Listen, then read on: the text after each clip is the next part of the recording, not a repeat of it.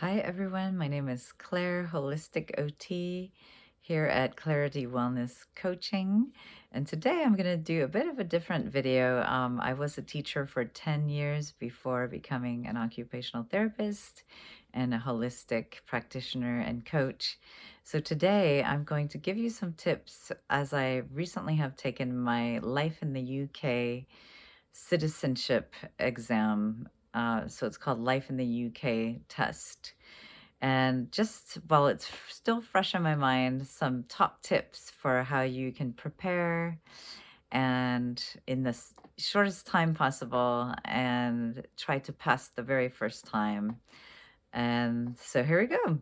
So, the first thing I will discuss is study materials. So, I found some really excellent ones on kind of forums and on YouTube. I tried some different ones. I will link in the description. There's one guy in particular, I think his name is Dan, um, and videos were so good. And he actually has a course. And I decided if I don't pass the first time, I'll go ahead and pay for the course. But the course was almost the same price um, as the test itself. So I figured, let me just take the test first and see if I can pass without paying almost the same amount for the course. But that being said, I would say if you're really new to a lot of UK history, if you come from a background where you didn't learn a lot of history or UK history specifically, or maybe Western European history, then it might be worth it for the very first time to pay, that extra money to get the course, and then you'll feel really confident. His videos are really clear, and I'm quite an auditory learner, I feel, and visual. So he has really clear visuals and clear voice. There are a couple things that were quite cute. Like I think instead of St. Pancras station, he called it St. Pancreas, which was quite cute. And when I first came to the UK, I thought, did they misspell this? Is it pancreas? Why? And I thought that would be an interesting saint, the saint of the pancreas. Why not? In Chinese medicine, they probably would have that kind of thing. All right. Besides that, I used a very good website. I don't know if it's an actual app, but I just had it in my browser and I would just go on there any extra time I have. And it was quite a fun way to take these exams. And it was a very clear explanation if you got it right or wrong. It explained why that was. And I also have a tip for you, which should come in the next section, which is study skills, is that actually if you absolutely have no idea on the answer, instead of just guessing, well, just push on that one, you can push check. And again, in the description, I'll say what is the name of it. And just push check, because then you'll see immediately in green the right answer. Because I find for me, I don't want to be trying the wrong answer. My brain might remember the wrong answer. So if I absolutely have no clue, I would say push check and just try to absorb that into your brain, the right answer.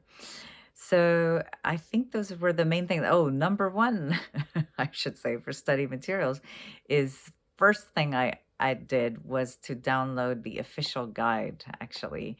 No matter what, I think it's worth it. I can't remember how much I paid, but it was only like £10. It wasn't much for the official guide. Um, and I feel like what I was just speaking about, that guide, when they make you practice, it's four choices for the multiple choice on the exam and on all the practices. And actually, instead of making like two answers quite possible, they'll make three very silly, obviously wrong choices, I think, normally, and then one is the right. So that's quite a good way, because that way you will not remember a wrong answer. You won't study for the first time the wrong information. So that's what I was talking about previously. So definitely get the official guide. And then if you read comments, like I read a comment about what is the age that you have to be in the UK to go into betting shops to place bets. And people were kind of arguing in those videos I liked about, oh, is it 16 or 18? And because it used to be 16 and it changed to 18 years old. But someone said no, because the official guide still, someone made a pretty recent comment, the official guide still says 16, so that's what you're going to be tested on. But no, and in my official guide, maybe it came out, just a few days before that other person, or after that person made the comment, but my official guide definitely said 18. So it's always good to check the official guide. I was able to go to the official guide and check and put that into my brain. All right, number 2, study skills. So first of all, think about, the 5 W's, and H. So how will you study, some of those tools? Where will you study? And, so just thinking about when and where you're going to be studying, how you're going to have to put it into your daily routine, your week, your weeks. And yourself, are you a person who can remember facts very easily? You might not need too long. Me, I knew I wanted at least a month to start learning this stuff. And I found it quite interesting, and it made me more excited about the UK in general, and maybe I'll want to travel to some of these places and see the history. So, uh, give yourself enough time if you can to, enjoy the process as much as you can. It's not a fun process for some people to study, but, make it as enjoyable and less stressful as you can. And then in your daily routine, when are you going to be doing it? Can you do it on your lunch break? It's kind of a fun, if you take the train not to commute, can you do it on the train?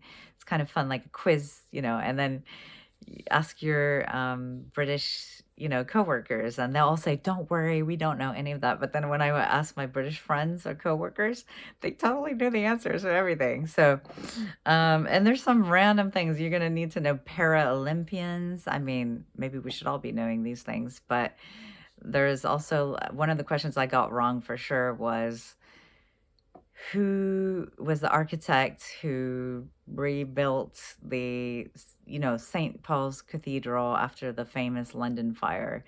And I had no idea. I mean, I knew, so this is another thing about study tips. There's 4 choices. Sometimes you can use a little bit of process of elimination.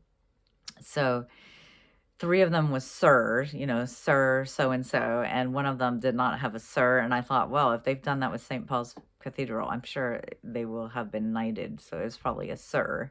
But that still left me 3 choices, and I didn't get that one right. It was Sir, I think, Christopher Wren. I kind of looked it up right after taking my exam. But another thing is, remember, the exam is 24, is that right? 24 questions.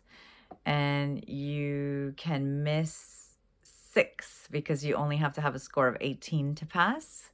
So that's quite good. You can miss 6 of them. So I had that in my mind to help relax me. I can miss 6 and it's not a big deal. But when you're doing the practice quizzes, I wanted to get to the point where I would only miss 2 or 3 at the most, before the day of the test.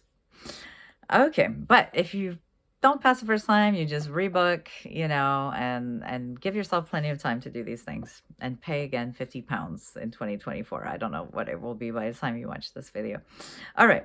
Another thing that I use that is quite a common study skill is association. So there's so much facts and dates and names, and some of them I kind of was familiar with, some of them I was not. And I've never been a person very good at facts. In fact, for the AP, Advanced Placement History or Social Studies exam in American high school, and your parents have to pay for this, it's quite expensive exam, but then it gives you credit in uni that you don't have to take that subject, so it's quite good.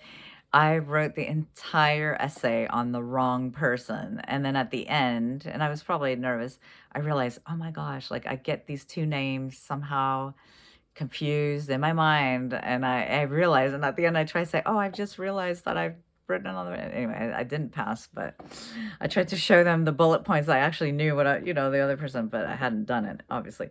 All right, so association. So for dates, it's quite difficult, and very important dates like the abolishment of slavery. I believe it was 1833. So in my mind, and then they also sometimes have 1823, which is very close. So in my mind, I just made this association 33, I'm free, or 33, we're free, something like that to remind myself about, try to build an association. And then other than that, yeah, some of the voting ages for women, that I guess I'm a woman, so I was quite interested in that. There's three different dates, and I remember two of them were quite close together, and the other one was in the 60s, almost late 60s, almost 70s, because I knew that was a time where a lot of social change was done. So just use any association you can. I've seen lots of movies. I watched The Tudors, Tudors. I don't know how British people pronounce that, but that helped me a lot because I had seen Henry VIII's, six wives throughout that entire long series. And then I watched some movie about um, the Roman invasion and the Picts, and Keira Knightley was a Pict, in that movie, and that helped me remember Hadrian's Wall and the Picts, and things like this. And if you've gone to museums, any museum usually in England is very good, and they'll say, the Iron Age, and then, or sorry, the Stone Age, and then the Iron Age, and hope I'm remembering right, Bronze Age, and all these things. Um, so so yeah, anything you can to help you, and to make it come alive and more interesting, it's quite good. Then we'll talk about also test taking logistics I have down here. So the test center, find out exactly where the test center is. Sometimes they don't show you a map. They'll just give you the address and the postcode. So look it up. I would say my Google Maps did not know where this postcode was. It sent me up and down hills. I got a lot of exercise. Luckily, I had leeway from when my train arrived, and but yes, so look it up in various ways. Look up just by the postcode, look it up, then the name. Mine was a building name, so I could look up the building name, and that's what helped me find it. And then on the building, there were lots of floors, lots of entrances. I had to ask a building, construction worker. So look that up ahead of time, I would say. And then on the day of the test, this goes into my next section, which is about mental emotional attitudes. Try to prepare ahead so you're not rushing around, and then don't get psyched out, as we say in America, psyched out. Don't lose confidence, because the day of the test, both ladies on either side of me, it was their second time, taking the test. I think they wanted to chat, and so if you're a person that doesn't like to chat before the test, just say, oh, I'm gonna just try to concentrate or meditate, whatever. But if you don't mind chatting, just don't let that psych you out.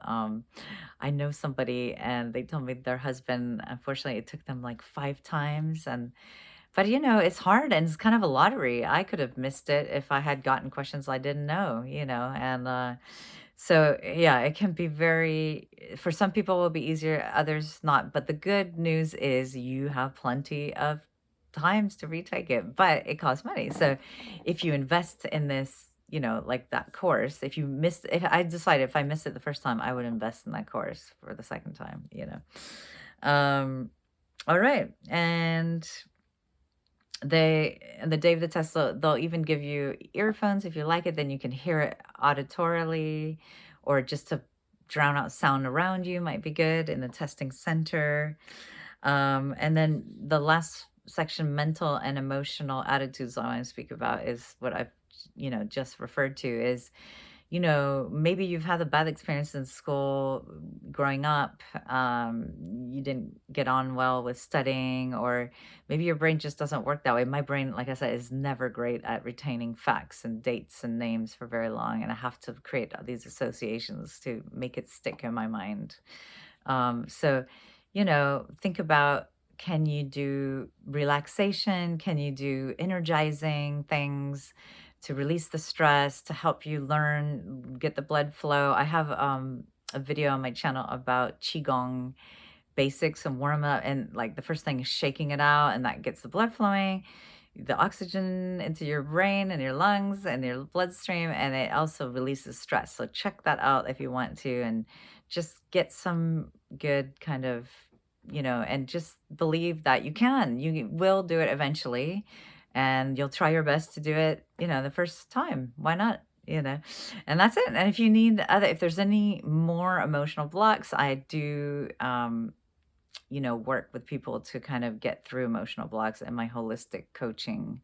And I integrate all sorts of things because I've also been a mental health practitioner for 10 years as well as an OT. So I kind of work with you to see what has worked well in the past, what kind of approaches haven't worked well, and then I kind of usually get a sense of like, let's try this first with the person. And usually people tell me that it's more helpful than they thought it would be. So there you go, my quick tips, not as quick as I thought, 15 minutes. But there you go. Hopefully you'll pass and that was helpful for you. And feel free to put in comments if you'd like to see more videos. If you have specific questions, please do ask. All right. Cheers, everyone. Have a good day and good luck, and eventually you will do it. All right. Bye.